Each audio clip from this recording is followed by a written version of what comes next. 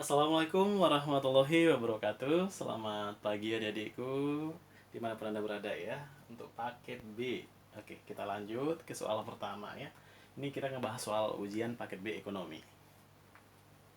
Karena sebentar lagi kan kita mau ujian nih. Jadi kita harus bahas kisi-kisi yang akan mungkin bisa keluar di soal ujian besok. Pas ujian semester nanti. Oke, soal pertama adalah membahas tentang permasalahan pokok ekonomi modern. Nah, soalnya adalah pemerintah Provinsi DKI Jakarta berupaya membangun rumah susun sewa atau rusunawa terutama bagi masyarakat berpenghasilan rendah. Hal ini untuk mengatasi permasalahan yang terkait dengan lahan untuk perumahan yang semakin menyempit dan halnya harga perumahan juga ya. Kegiatan tersebut menunjukkan adanya upaya pemecahan permasalahan pokok ekonomi modern yaitu A. Untuk siapa barang diproduksi. B. Berapa banyak jumlah yang diproduksi. C. Di mana barang akan diproduksi. D. Bagaimana cara memproduksi. E. Barang apa yang harus diproduksi. Oke, begini adalah penyelesaiannya. Bapak kan coba jelaskan, jika ada materi yang membahas ekonomi modern, maka yang perlu kalian ingat adalah pertanyaannya. What, how, dan for whom. Artinya, what adalah apa barang yang akan diproduksi. Sementara how adalah bagaimana barang akan diproduksi.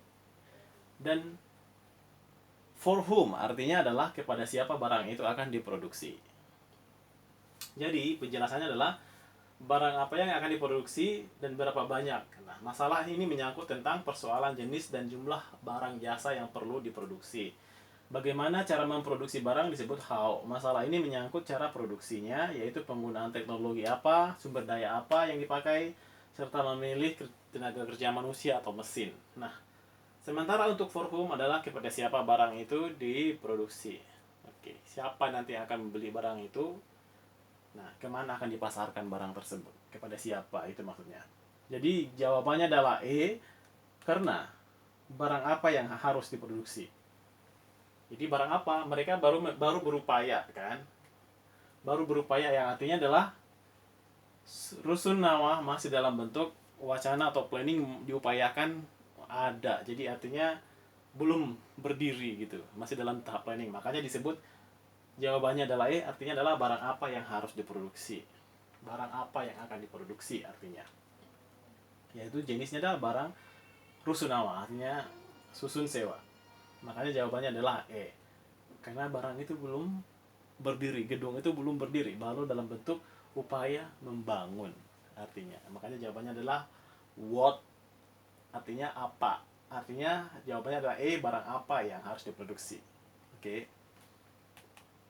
Lanjut ke soal nomor 2. Ini tentang primer, sekunder, dan tersier ya. Kebutuhan pokok. Nah, berdasarkan tabel di atas yang termasuk kebutuhan primer adalah kebutuhan primer artinya adalah kebutuhan paling penting atau paling fatal kalau tidak dipenuhi. A. Ada pasta gigi, obat-obatan, buku. Di tabel B ada makanan, pakaian rumah. Di tabel C ada mobil, handycam, dan kulkas. Tentunya kalau berdasarkan tabel di atas, yang termasuk kebutuhan primer adalah, nah ini dia. Primer yang penting berarti ada di kategori B. Kita jelas di sini. Kunci jawabannya adalah C. Artinya B1, B2, dan B3. Arti makanan, pakaian, dan rumah. Jadi agak cukup gampang ya. Nah, kalau ditanya A, artinya adalah sekunder ya. Pasta gigi, obat-obatan, buku. Nah, kalau ditanya C, artinya adalah tersier atau barang mewah. Artinya mobil, handycam, dan kulkas. Kebutuhan primer yaitu kebutuhan yang harus dipenuhi agar manusia dapat hidup layak atau dapat memetakkan hidupnya. Makanan, pakaian, dan rumah adalah contoh kebutuhan primer. Oke.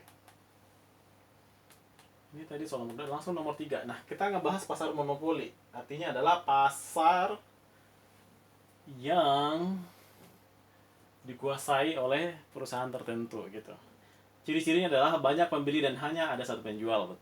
Banyak rintangan untuk pembeli dalam memasuki pasar, harga ditentukan perusahaan, pembeli tidak punya pilihan lain dalam membeli barang, persaingan melalui iklan yang sangat kuat. Nah, ciri-ciri mana pasar monopoli adalah, ayo, dari ciri-ciri seperti ini, kita akan bahas tentang pasar monopoli dulu. Pasar monopoli adalah suatu bentuk hubungan antara permintaan dan penawaran yang dikuasai oleh satu pelaku ekonomi. Nah, terhadap permintaan seluruh konsumen. Nah, ciri-ciri monopoli adalah tidak mempunyai barang pengganti, harga ditentukan penjual, perusahaan penjual lain susah masuk, betul. Konsumen tidak bisa pindah atau pilih ke produk lain. Promosi iklan kurang efektif, dan 6 bisa menimbulkan kerugian pada masyarakat sekitar, betul. Jadi jawabannya adalah B, yang artinya 1. Banyak pembeli dan hanya penjual. 3. Harga ditentukan perusahaan, betul. Dan 4. Pembeli tidak mempunyai pilihan lain selain barang tersebut. Apa contohnya? Contohnya adalah ATB. Contohnya adalah PLN. Memang kita bisa pilih? Kita mau pembangkit tenaga surya, kita belum ada, masyarakat belum mampu membeli. Nah, itu pun tenaga surya terbatas. Nah, intinya adalah kita nggak mau harus beli produk tersebut kan, kita nggak mau kita harus membeli listrik dari PLN. Nah, itu istilahnya. Lanjut ke soal nomor 4, kebijakan moneter. Nah, kebijakan untuk mengatasi inflasi, kebijakan menaikkan tarif pajak, kebijakan penetapan tingkat cadangan minimum, kebijakan menghemat pengeluaran pemerintah, kebijakan menaikkan produksi, atau kebijakan pasar terbuka. Nah, yang termasuk kebijakan moneter adalah, tahu nggak sih, sebelum saya jelaskan ke sana, inflasi tahu? Nah, inflasi adalah banyaknya jumlah uang yang beredar di pasaran, sehingga nilai tukar uang tersebut, nilai atau daya beli, daya kekuatan uang tersebut berkurang karena terlalu banyak uang di pasaran. Nah, apa ide-ide pemerintah untuk menarik uang tersebut? Maksudnya agar tidak terlalu banyak beredar di masyarakat. Nah, ini dia. Jawabannya adalah D. Maka kebijakan moneter adalah nomor 2 dan 5. Artinya kebijakan penetapan tingkat cadangan minimum. Terus nomor 3 adalah kebijakan menghemat pengeluaran pemerintah. Kebijakan memproduksi. Jawabannya adalah D. Oke, berarti yang D adalah 2 dan 5. Artinya jawabannya adalah kebijakan penetapan tingkat cadangan minimum, dan nomor 5 adalah kebijakan pasar terbuka. Oke, artinya pasar terbuka itu misalnya obligasi dan saham. Jadi pemerintah juga menghimbau kepada bank-bank agar gimana masyarakat mau menabung uangnya ke bank. Jadi akhirnya uang yang beredar tetap berkurang. Jadi inflasi bisa ditekan. Kebijakan moneter adalah kebijakan pemerintah dalam mengatur penawaran uang atau jumlah uang yang beredar, betul kan? Dan tingkat suku bunga. Kebijakan moneter berupa operasi pasar terbuka, mengubah tingkat diskonto, pengawasan kredit secara selektif, pembujukan moral. Contohnya Bank Indonesia selaku bank sentral dapat memberikan saran agar perbankan berhati-hati dalam memberikan kreditnya. Oke, soal nomor 5 adalah ciri-ciri negara berkembang. Nah, yang termasuk ciri-ciri negara berkembang adalah A. Tergantung pada keadaan alam, tingkat pendidikan, tingkat pendapatan, tingkat teknologi modern, pendapatan per kapita. Sementara pendidikan tinggi berarti ada di negara modern, pendapatan tinggi ada di negara modern. Sementara ini adalah negara berkembang ya. Teknologi modern ya ada di negara maju kan. Pendapatan per kapita tinggi ada di negara maju. Jadi jawabannya adalah A. Tergantung pada keadaan alam. Kenapa? Ciri-ciri negara berkembang sepertinya adalah Indonesia adalah salah satu contoh negara berkembang. Nah, negara berkembang merupakan negara yang memiliki ciri-ciri seperti pertanian tradisional merupakan faktor produksi primernya. Kemudian industri belum berkembang, jumlah dan tingkat pertumbuhan penduduk pesat, pendapatan dalam suatu negara rendah, dan sumber alam belum banyak yang terolah. Makanya jawabannya adalah A. Negara berkembang memiliki pendapatan yang lebih rendah dibandingkan dengan negara maju. Kualitas hidupnya masih rendah, serta indeks pembangunan manusia yang masih berada pada tingkat menengah ke bawah. Nah, Indonesia contohnya adalah negara berkembang. Penduduknya padat. Ciri-ciri negara berkembang berikut adalah, nah ini dia, pendapatan per kapita rendah, angka kelahiran dan kematian tinggi, sebagian besar penduduk tinggal di perkotaan, nah pertumbuhan ekonomi lambat. Oke, segitu panjangnya ya. Makanya jawabannya adalah A. Oke, tergantung pada keadaan alam. Nah, kita selalu tergantung pada keadaan alam.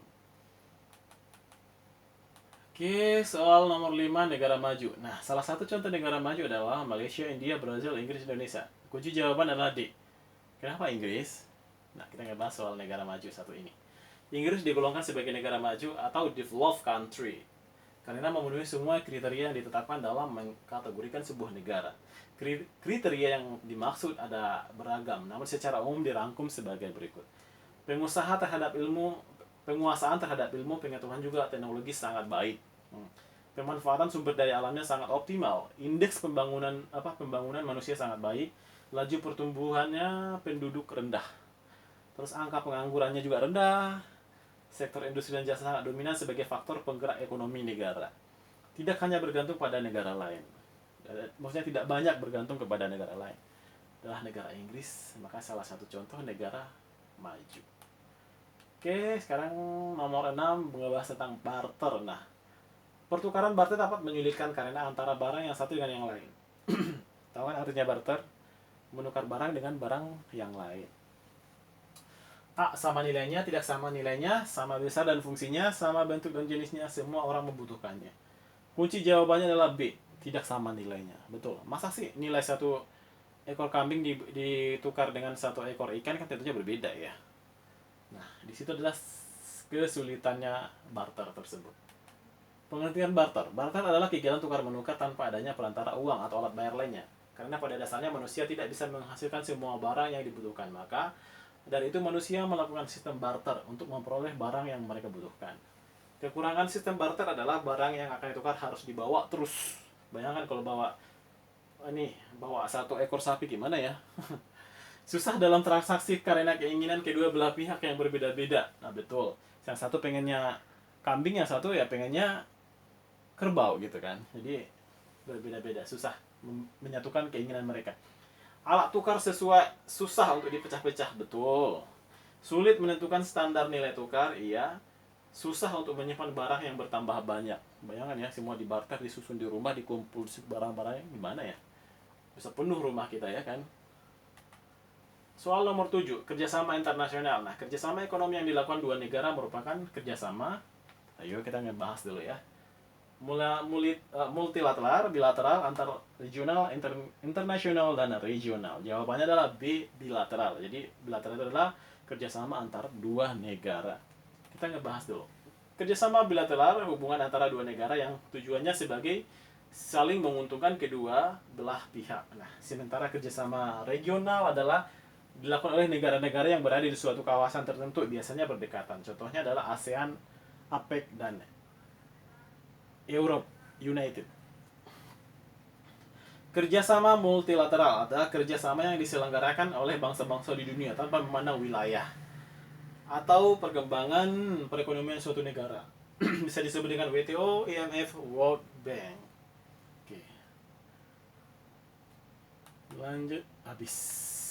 Nah, itu jenis-jenis kerjasama internasional. Oke. Akhirnya selesai penjelasan Bapak untuk beberapa soal ujian ini. Nanti akan Bapak kirimkan ke Bu Ita untuk materinya, bisa dibaca.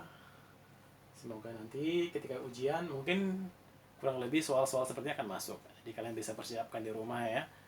Rajin-rajin membaca dan hati-hati. Sekarang masih adalah pandemi corona ya. Mau keluar jaga kesehatan. Begitu dulu dari Bapak. Assalamualaikum warahmatullahi wabarakatuh.